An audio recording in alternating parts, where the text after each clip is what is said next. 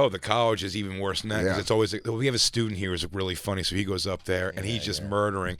He goes, you know, you ain't gonna catch Larry without his goddamn yellow sweatpants on. I said, I'm drunk. I'm not stupid. I don't live in Turner Hall. Like this guy's fucking murdering. Yes. I go out there and be like, I'm waking up with back pain a lot lately. What the fuck's this dude talking about? Pain. There's a professor. Now that's my shit. I'm Dan Soder. That's Big J. Oakerson. Bo Burnham joining us. His movie 8th Grade out now on available Blu-ray, DVD. On demand? On demand. Not going to lie to you, I haven't seen it, but I'm very excited to see it. It's all good, man. Got a copy of it. And 8th grade was possibly one of the worst years of my life. And I've heard that if you had a tough 8th grade year, this is the movie to see. Yeah, whatever. Black Lou just watched it, loved it. Loved said it. really legit took him back to. I appreciate it, man. Thank you. I have very a kind. the We girl. don't have to talk about it. I talk about it all the time. You guys. No, I'm sure, but I have a question more about working with young people like that. Did you find that just because we always talk when we watch movies. Me, Christina, and Dave, we watch movies, and anytime there's a young person acting, especially like the Law and Orders. Yeah. Oh well, that's like a victim kid. It's fucked up. Yeah. But you're just like, no, I mean the kid themselves. You're like, I bet I hate this kid as a real person. I bet as soon as they yell cut, she's like, "Where's my Diet Pepsi?"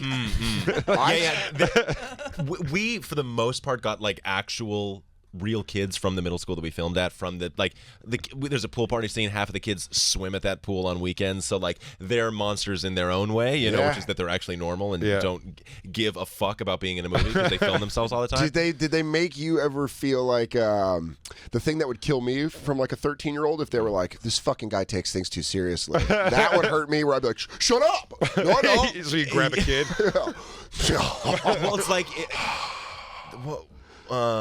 We had to tour a bunch of middle schools and high schools to scout the thing to get locations. We would go through the middle schools and it'd be like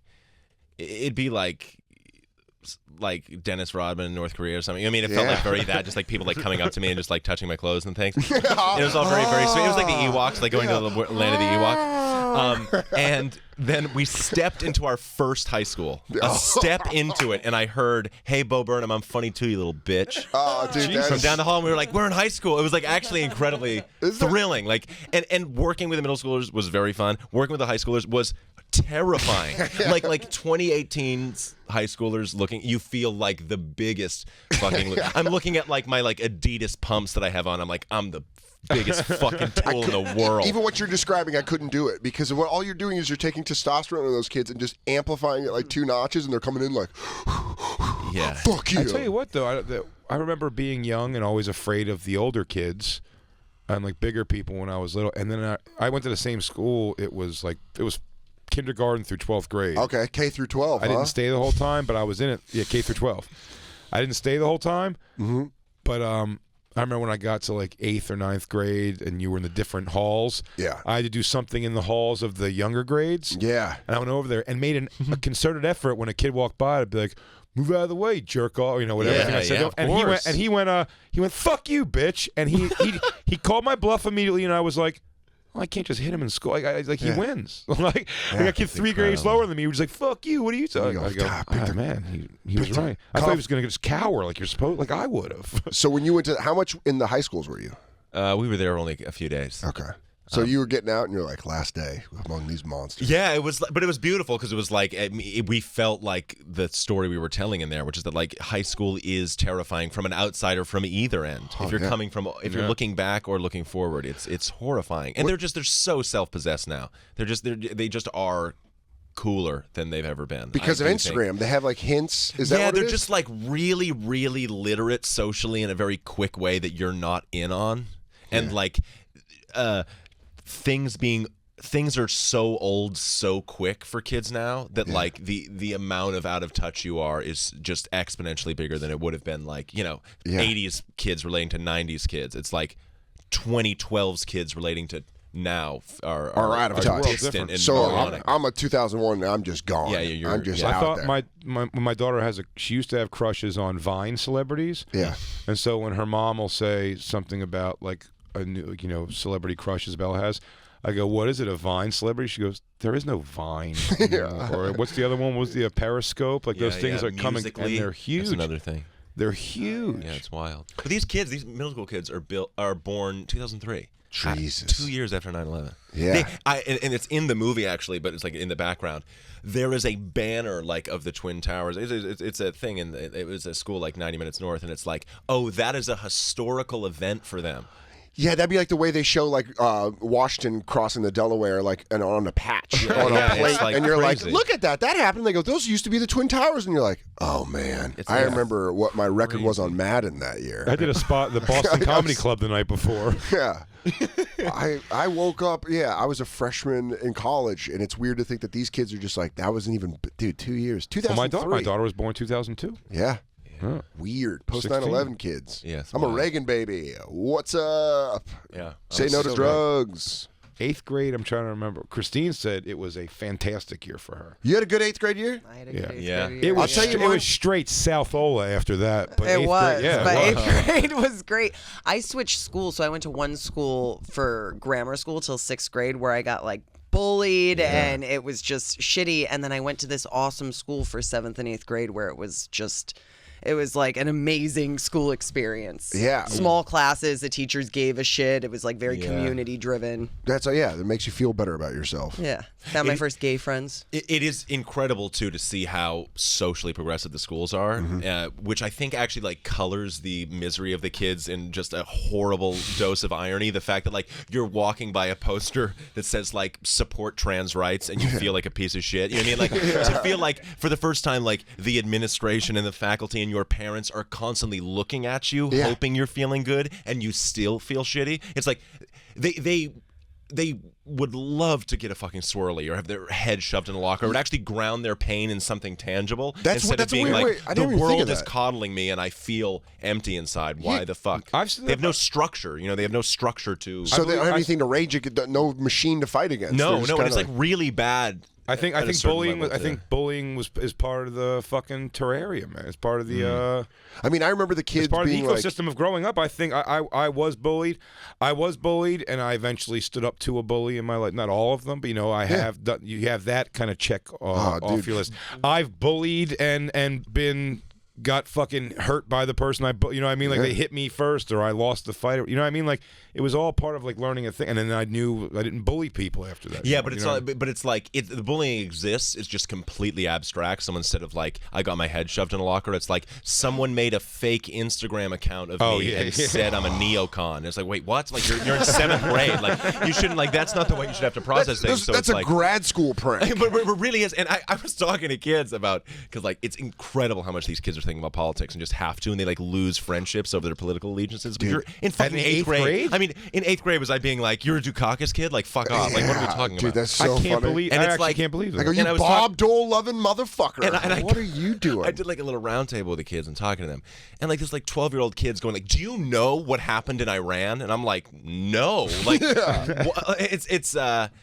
it's crazy. Is this kind of a symptom from all the information being leaked in through phones, where you can just read anything in a second? Where you used to have to hear someone from somebody, and then they were your source. I remember one time if you follow enough adults, you're bound to just as you're thumbing up the thing and seeing like, look at this burger I just ate, and I'm about to crush this steak.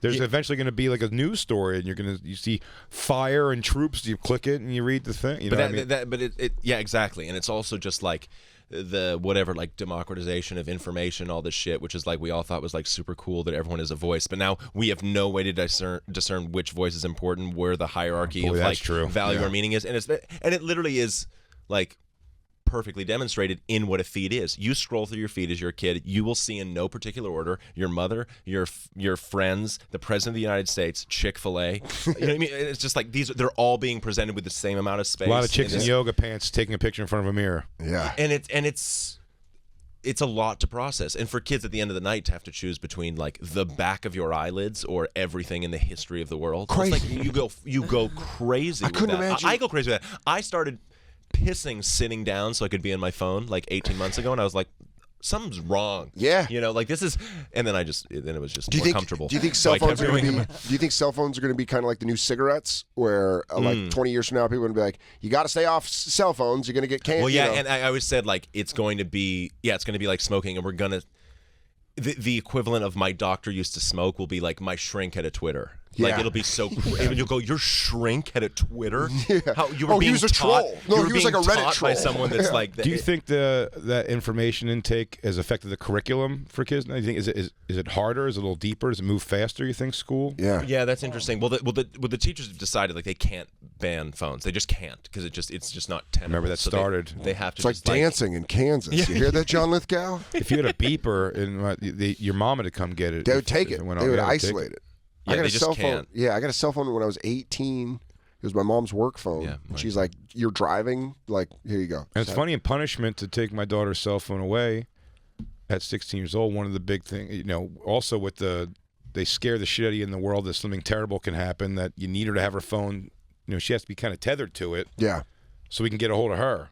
I mean, I get blown away. Like, I get nervous if I can't get a hold of her. Oh my God. The idea of that if this was 25 years ago, she'd have to get to a landline. Yeah. Like every you'd step have a number. of the way. You'd have a number to call. I mean, That's the way they've sold it to the parents, though. It's like so funny. Yeah. It's like in case your child is anywhere, they need to get in contact with you in an emergency. And by the way, they'll have no privacy, and all of their information will be out for everyone to see, and they'll perform their own lives every month. Okay, and it's like, wait, what? Like what was that second part? But the gulf between that and we fell down the rabbit hole so quickly. It's so insane. I went from being in 7th grade with my chunky Motorola phone, impressing girls by throwing my phone over my shoulder and showing that like it wouldn't shatter on the ground. Like that was my move. Yeah, that's a good move, by the way. That's a lot of faith in T-Mobile. See, both got a strong phone. Oh my God, he Kareem skyhooks it into the ground. It doesn't break. But it's wild, and like the crazy thing is that like there are like what fucks me up looking at it, which is just so weird, is that there are like, and I've been to these places, you know what I mean? There are places in Silicon Valley, like, with 300 employees, that they're like, the purpose of their company is to cater to the base wants of children. Like what they actually program is what kids want. Like, I don't know, a photo service where photos disappear after 24 hours. What would a kid want that for? And what is maybe like, that's sort of legalized child pornography distribution. They can't be liable for it because it's disappearing after 24. And there's no mechanism to ask like, is this good? What do they maybe want? And are we making like? Because it's just so it's so in front of it's so ahead of us right now that we're, like you said, we're falling down the rabbit hole with no fucking direction. It's so fast. And like the decisions about kids like neurochemistry are being made literally by like programmers. Yeah, I'm just saying that, and they're not social geniuses. Like, you've met these fucking people. No, yeah, for sure. Yeah, they come out to the punchline sometimes in San Francisco. They're a rough go. Years and years ago, if your kid was like ahead of you on technology, you'd worry about him starting war games or something. Whereas like now, it's just flat out that it's like, are they giving their privacy away? Are your kids sending child pornography basically to each other and stuff? And they are ahead of it, because where I think I know. Where I'd go, I would have to check my daughter's thing. See, I know there's the secret apps that are photo apps. I know how to find those things, whatever. Yeah.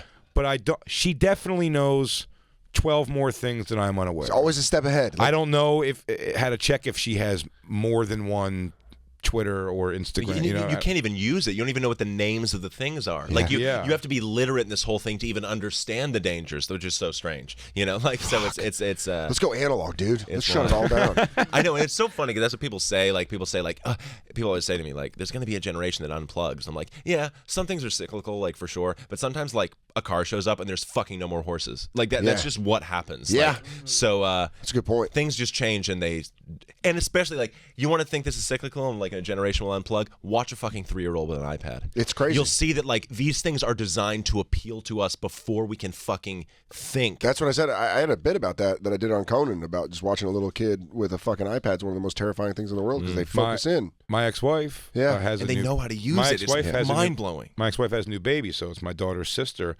And if we go to dinner or something together, they occupy her by giving her an iPad or the iPhone. Yeah. And how I'll know if she has the phone if I'm not with them, if the baby has the phone, because what she knows not only is to go to YouTube, they basically, for 3-year-old, they set her up with the page that has all the videos of that cartoon or whatever she watches, but she knows how to pick a different one, go to a different one, and she knows if somebody calls and buzzes in that she has to, if something comes up, says there's a text, she knows how to swipe it up to make go away, and if someone calls, she knows to hit the red to make it. She's 3. Yeah.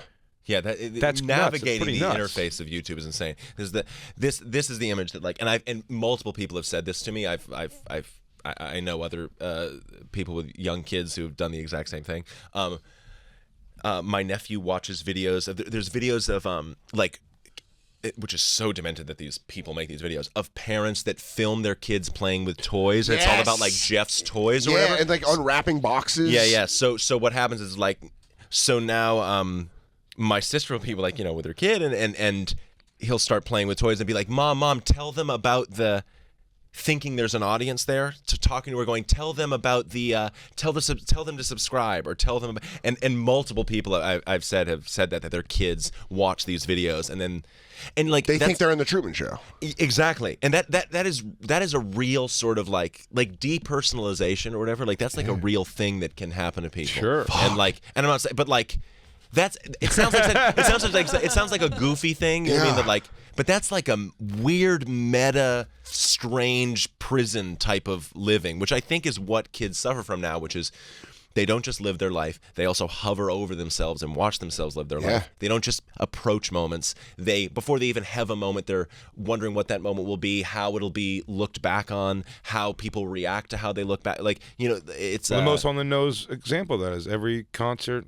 Yeah, exactly. Every concert is and it's a parody of itself, and it's like, no, we're songs. not supposed to become shitty New Yorker cartoons. You mean like the problem with like the country becoming the movie Idiocracy is like Idiocracy is not a great movie. Like that's what no one's actually saying, is that it's like it's kind of an on the nose shitty satire. You know? I thought it'd be a little... that movie. It's insane how much that movie comes up just in conversation with people on a daily basis. Everything. But we thought we'd be a better movie than this. You know what I mean? Even in that, you really did. No, you're right. It's exactly true. When I said that, what was it come? Oh, with the UFC fights now. Yeah.